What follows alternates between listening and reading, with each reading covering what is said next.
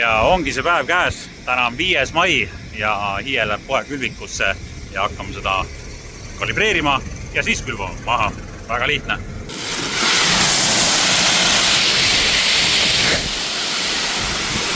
Ja punast värvi see nisu on sellepärast, et see on puhitud ja puhtimine aitab, põhimõtteliselt on haiguskaitse viljale. Et ega siin tegelikult mullas ei ole ainult head asjad, vaid on mõned halvad asjad ka, haigustekitajad ja igasugused muud elukad. Et minu enda katsetused on ka näidanud, et puhitud versus puhtimata vili tähendab seda, et kas mul on vilja või mul ei ole üldse vilja.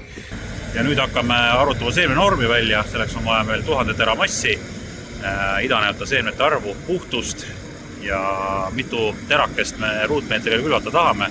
Et need on kultuuriti erinevad, aga suvinisu on pigem siukse kiire kasvuga kultuur ja temale peab pigem rohkem seemneid ruutmeetri kohta panema. Täna paneme 550 seemnet ruutmeetrile.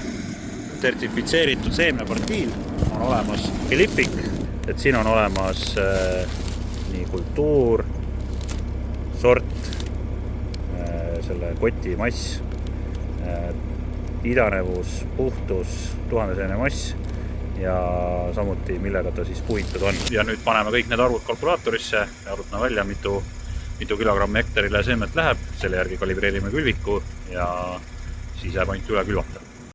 Ja nüüd mõõdame ära, palju külvikust mingi kindla arvu pööretega välja tuleb. Okei. Ja siis paneme selle saadud arvu siia sisse. Ja ongi kalibreeritud ja valmis. Jah, elu siin tänapäeva traktoris on päris mõnus. Minu ülesanne on lihtsalt vaadata, et seeme otsa ei saaks, et kõik toimiks. Midagi katki ei lähe, kui läheb, siis panen seda kohe, sellepärast, et mul ei ole käed jalad tööd täis traktori juhtimisega, vaid tegelikult praegu ei ole siit midagi näha, aga siis on hea mõnus lihtsalt mõnuleda. Ja praegu Hiie läheb maha ja loodame parimat, et tuleks vihma. Vihma kõige tähtsam, eriti suvikultuuride pool. Et nemad kardavad lõuda kõige rohkem. No nii, ongi Hiie maha külvatud. Võttis aega, mis ta võttis, aga asja sai. Ja see põld ootab veel rulli, et kõige tähtsam on niiskuse hoidmine rullimisel.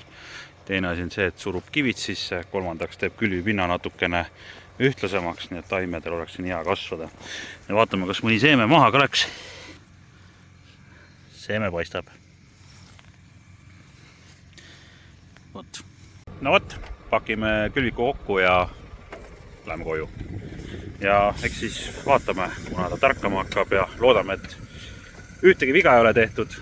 Küll viga tee ääres, väga kole endal vaadata ja teised vaatavad ka, et see suurem asi põllumees ei ole. Aga eks tegijal juhtub, aga vähemalt on külvatud, ootame niiskust ja näeme jälle. Tšau!